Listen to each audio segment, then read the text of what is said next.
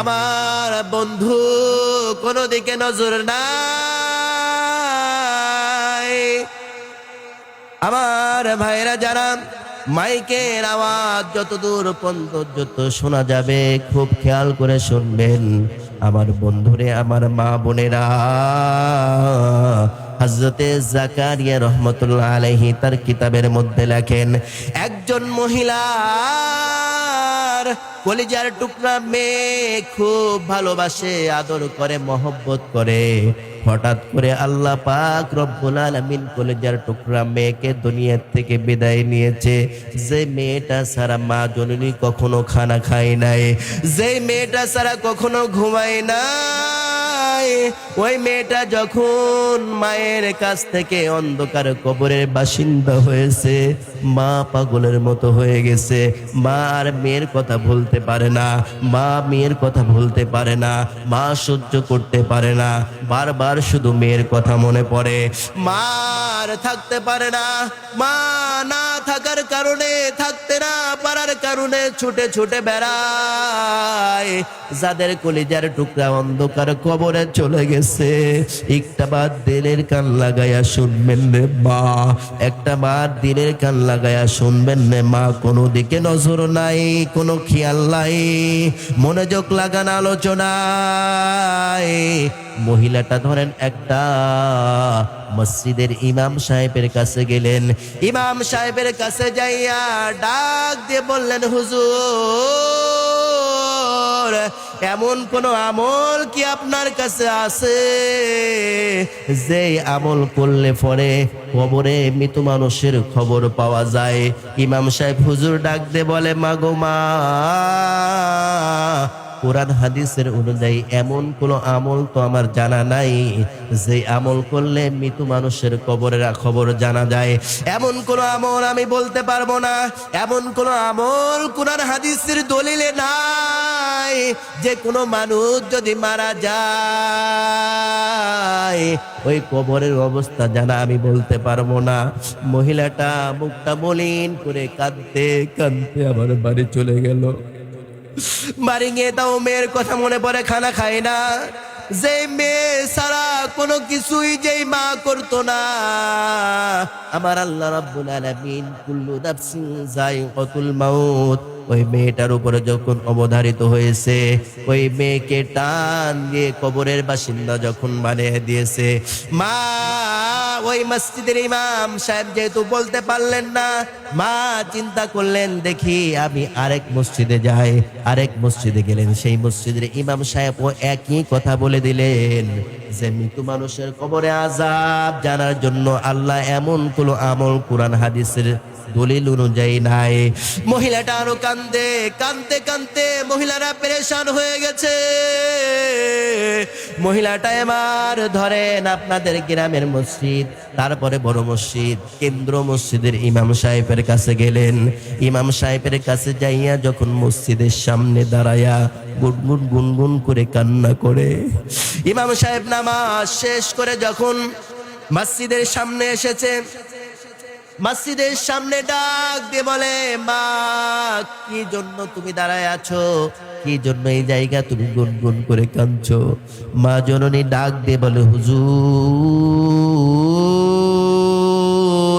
আমার একটা মাত্র কলিজার টুকরা কন্যা সন্তান, আমি যারে অনেক আদর করতাম, আমার মেয়েটারে না খাওয়াইলে আমি কোনোদিন খাইতাম না, আমার মেয়েটা না ঘুমাইলে আমি ঘুমাইতাম না। আমার ওই মেয়েটা 3 দিন হলো অন্ধকার কবরের বাসিন্দা হয়ে গেছে। আমার মেয়েটা কবরের মধ্যে কোন অবস্থায় আছে, কেমন আছে আমি জানতে চাই। এমন কোন আমল কি আপনার জানা আছে নাকি যে আমল করলে মৃত মানুষের কবরের খবর নেওয়া যায়? ইমাম সাহেব হুজুর ডাক দিয়ে বললেন, মা কুরআন হাদিসের অনুযায়ী এমন কোন আমল তো আমার জানা নাই, জানা নাই। এই কথা বলার সঙ্গে সঙ্গে মনে হচ্ছে মহিলাটা আকাশ থেকে জমিনে পড়লো। মহিলা বলছে, আমি কি কোনোদিন জানতে পারবো না আমার মেয়ে কবরে কেমন আছে, আমার মেয়ে কবরে কোন অবস্থায় আছেন? ইমাম সাহেব হুজুর ডাক দিয়ে বললেন, মা কুরআন হাদিসের অনুযায়ী তো আমার জানা নাই। তবে আমি আপনাকে একটা কথা বলতে পারি, যদি আপনি জানতে চান তাহলে জামানার একজন বিজ্ঞ আলেম হযরতে হাসান বসরি রহমতুল্লাহ আলাইহির কাছে চলে যান। উনি হয়তোবা কিছু বললে আপনাকে বলতে পারে। মহিলারা এই আশ্বাস পাওয়ার পরে ইমাম সাহেবকে সালাম জানাইয়া রওনা দিলেন। যাইতে যাইতে হযরতে হাসান বসরি রাহমাতুল্লাহ আলাইহির দরবারে চলে গেলেন। যাওয়ার পরে তার একজনকে বললেন যে আমি হুজুরের সঙ্গে একটু দেখা করতে চাই, হুজুরের সঙ্গে দেখা করতে চাই। হুজুরের সঙ্গে দেখা করার জন্য মনটা উজাড় হয়ে গেছে। এবার হযরতে হাসান বসরি রাহমাতুল্লাহ আলাইহি এসে ডাক দিয়ে বললেন, মা কি জন্য আমার দরবারে এসেছেন? এবার মহিলাটা কান্দে আর বলে, হুজুর আমার একটা কন্যা সন্তান ছিল, এই কন্যা সন্তানকে আমি অনেক আদর করতাম, এই কন্যা সন্তানকে আমি অনেক মহব্বত করতাম, এই কন্যা সন্তানকে আমি অনেক আদর করতাম, স্নেহ করতাম। আমার মেয়েটারে যদি আমি কোনোদিন না খাওয়াইতাম সেই দিন আমি খাইতাম না, আমার মেয়েটা যেই দিন ঘুমাইতো না আমি সেই দিন ঘুমাতাম না। আমার কলেজার টুকরা মেয়েরে আমি এত মহব্বত করতাম। আজকে 3টা দিন হলো আমার মেয়ে অন্ধকার কবরের বাসিন্দা হয়ে গেছে। আমার মেয়ে কবরের মধ্যে কেমন আছে, কোন অবস্থায় আছে, এটা জানার জন্য আপনার কাছে এসেছি। হযরত হাসান বসরি রহমাতুল্লাহ আলাইহি ডাক দিয়ে বলে, মা রে,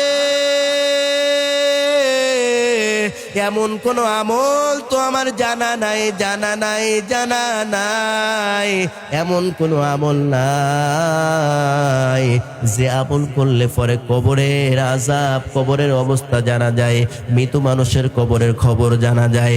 কোরআন হাদিসের অনুযায়ী এমন কোন আমল তো নাই। মহিলারও কান্নার বলে, হুজুর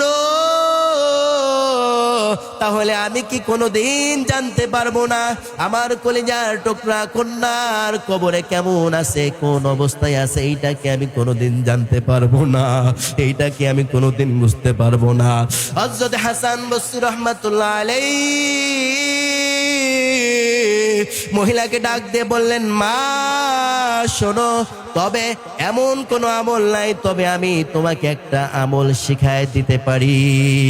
এই আমলটা যদি তুমি করো, এই আমলটা যদি তুমি করো তাহলে হয়তোবা আল্লাহ পাকের পক্ষ থেকে যদি তোমার দেখায় দিতে দিলে দিতেও পারে। মহিলাটা ডাকতে বলে, হুজুর বলেন বলেন কোন আমল করলে পরে মৃত মানুষের কবরের খবর জানা যায়, মৃত মানুষের কবরের আযাবের খবর জানা যায়? হযরতে হাসান বসরি রহমাতুল্লাহ আলাইহি ডাক দিয়ে বললেন, মা আপনি ইশারের নামাজ আদায় করবেন। এ মা বোনেরা সবাই তো নামাজ আদায় করেন, যারা নামাজ আদায় করেন না আজকে এই মাহফিল থেকে ওয়াদা করবেন যে জীবনে কোনোদিন হায়াতের জিন্দেগিতে বেঁচে থাকা অবস্থায় ইচ্ছা করে নামাজ কাজা করবেন না। হযরত হাসান বসরি ডাক দিয়ে বললেন, ইশারের নামাজের পরে তুমি নামাজ পড়ো নাকি? মহিলাটা ডাক দিয়ে বলে, হুজুর আপনি কি বলেন, নামাজ না পড়লে কি সে মুসলমান নাকি? এই মা বোনেরা খেয়াল করে শুনেন। হযরত হাসান বসরি রহমাতুল্লাহ আলাইহি বললেন, ইশারের নামাজের পরে এই আমল করবা, নামাজ পড়ো নাকি? মহিলাটা ডাক দিয়ে বলছে, হুজুর কি বলেন, নামাজ যে পড়ে না সে আবার মুসলমান নাকি? মা বোনেরা আমরা তো সবাই ইনশাআল্লাহ 5 ওয়াক্ত নামাজ পড়ি। যারা আমরা 5 ওয়াক্ত নামাজ পড়ি না, আদায় করি না, এই মাহফিল থেকে আমাদের তওবা করতে হবে।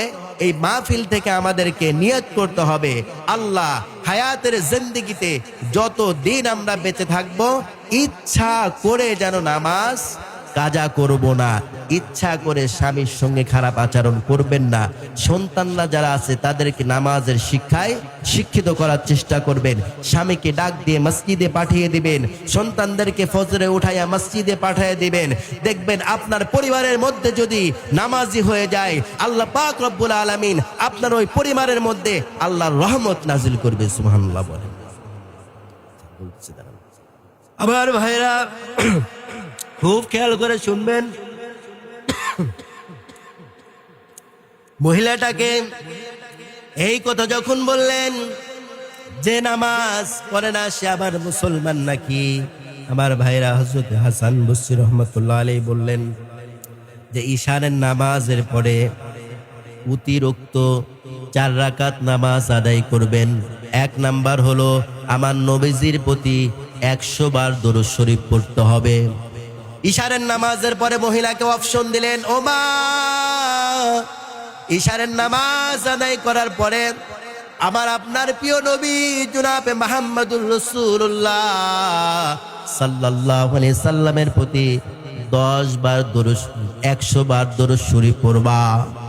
এই 100 বার দরুদ শরীফ পড়ার পরে 4 রাকাত নামাজ অতিরিক্ত আদায় করবা।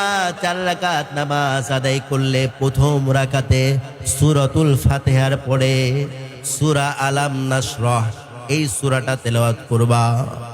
আলাম নাশরাহ লাকা সদরক ওয়া ওয়াদানা আনকা বিজরক।